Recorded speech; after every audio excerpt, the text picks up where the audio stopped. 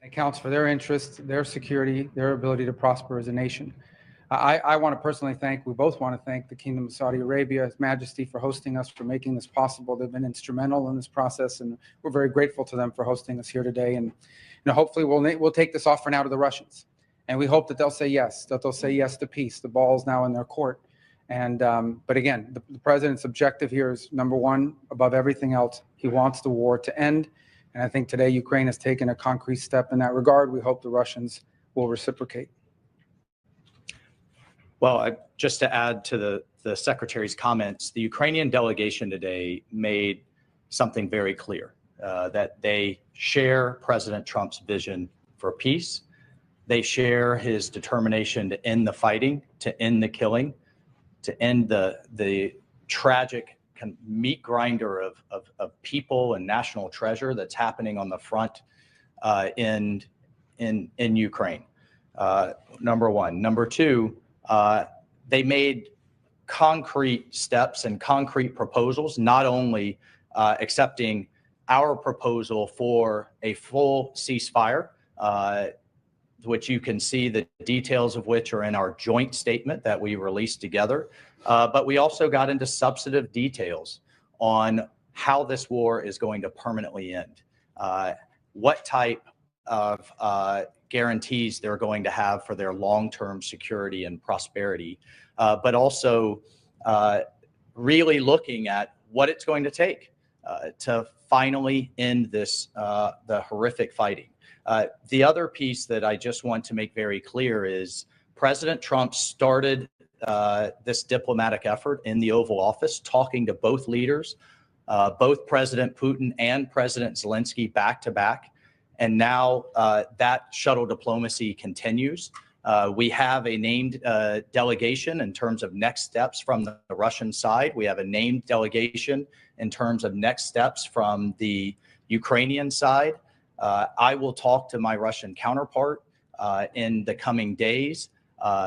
Secretary Rubio will be with G7 foreign ministers in the next couple of days. We have the NATO Secretary General in the White House on Thursday, and we'll take the process forward from there. So as a result of that, and I think as a result of this positive step forward, the president has decided to lift the pause on aid and on our security assistance to Ukraine going forward. And that's effective immediately. All right, your colleagues have chosen 3 questioners. Let's start with Alex Marquardt of CNN. Thank you. Several questions on the ceasefire. We understood that coming into this was a Ukrainian proposal for a partial ceasefire. How did this become an American proposal for an immediate 30-day ceasefire? And to be clear, you're talking about a complete ceasefire across the front line, not just the aerial and maritime ceasefire that the Ukrainians proposed. And then finally, how do you expect to take this to the Russians? Is it Mr. Witkoff, who we understand is heading to Moscow later this week? Will he deliver that to Putin? Will it be President Trump to President Putin? Will it be you and your counterparts? How will that actually happen and when? Well, on the first point, your question is yes. That's the offer. The offer is to stop the shooting. The goal here is the only way out to end this war is to negotiate out of it. There's no military solution to this war. The solution to this war and the way to end it and to achieve the president's objective of peace is to negotiate. But before you can negotiate, you have to stop shooting at each other. And that's what the president has wanted to see. And that's the commitment we got today from the Ukrainian side, their willingness to do that. Obviously, now that'll be delivered to the Russians. It'll be delivered to them directly through multiple channels, meaning not only will they obviously see it, but it'll be communicated to them through our diplomatic channels, through conversations and other methods, but they'll obviously be well aware. And our hope is that the Russians will say yes, that they will also agree. So the shooting will stop, the killing will stop, the dying will stop, and the talks can begin about how to end this war permanently in a way that's acceptable and enduring for both sides. Look, there's been all kinds of discussions in terms of different types of ceasefires. You know, there was the deal in terms of grain moving years ago. There's been discussion of halting aerial attacks on each other's infrastructure. The president has made it clear and certainly made it clear to us that all fighting needs to stop. And the Ukrainians have agreed to that proposal. They're ready for peace. And now we'll take that to the Russians and get their response. All right, next, Jennifer Jacobs, CBS. Great. Hi. Hey. Are you expecting any goodwill gestures from Russia? Do you have a deadline in mind for when you're hoping for them to reciprocate on that? Those two things. Well, we're going to take the offer to them. We're going to tell them this is what's on the table. Ukraine is ready to stop shooting and start talking. And now it'll be up to them to say yes or no. I hope they're going to say yes. And if they do, then I think we made great progress. If they say no, then we'll unfortunately know what the impediment is to peace here. But the president's been abundantly clear. He wants the shooting to stop. He wants the warfare to stop. He wants the dying and the suffering to stop. And he believes, and rightfully so, that the only way to end this war is to negotiate an end to it. And we think that it's always easier to negotiate an end to the war when people aren't shooting at each other. That's how the president believes.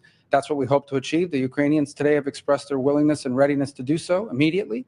We hope the Russians' answer to that will also be yes. But no deadline set, sir.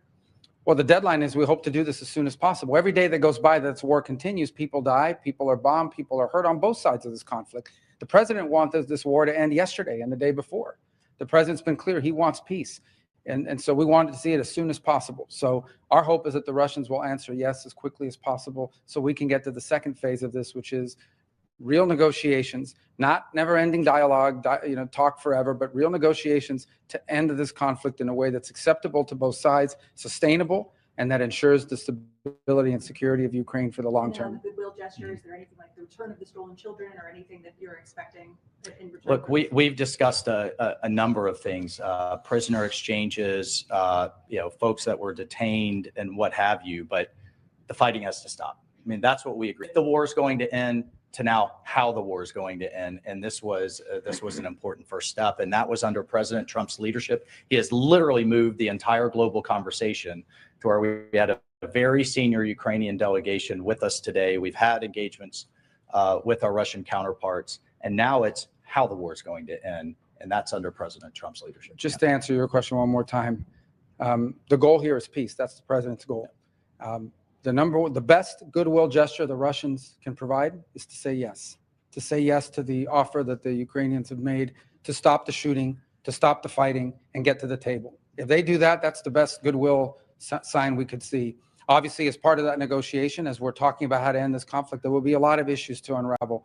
Among them, not the least of which is the humanitarian concerns, the children, the prisoners of war, all the things that sadly come with these conflicts. But the number one goodwill gesture we could see from the Russians is to see the Ukrainian offer and reciprocate it with a yes. And next, for Reuters, Daphne Saladakis. Thank you so much. Could you clarify what security assistance will be resumed? Does this include the PDAs? And why wasn't the minerals deal signed today? What are the outstanding issues there? And if I may, is the relationship with Ukrainian President Zelensky back on track? Do you back him? Well, let me answer the second or the third. You had two, and then I'll let the security advisor talk about the defense and security assistance. On the second question, well, let me answer first on the minerals deal. As part of our communication today, that is something that was negotiated through our Treasury and his counterpart on the Ukrainian side.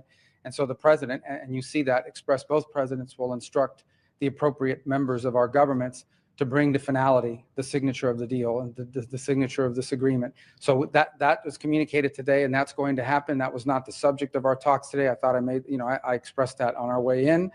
We were here in pursuit of peace. That doesn't mean the minerals deal is not very important. It most certainly is. And we expressed that today in the statements we put out jointly, that the president, our respective presidents, have instructed the appropriate members of their governments to bring this to finality and to conclusion.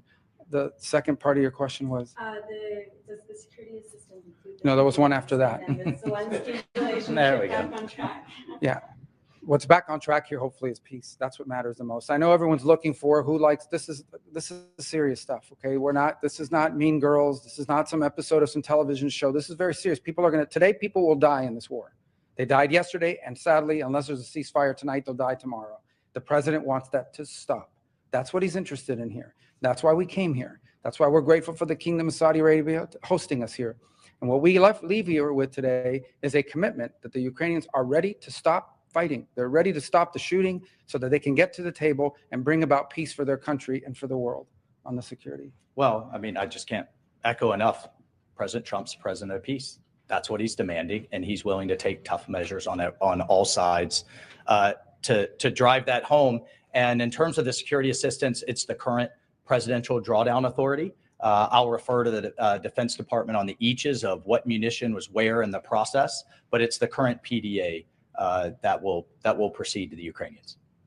All right, everyone, thank you. Thank you. Thank you very much. Thank you. Thanks for your Effective immediately. patience.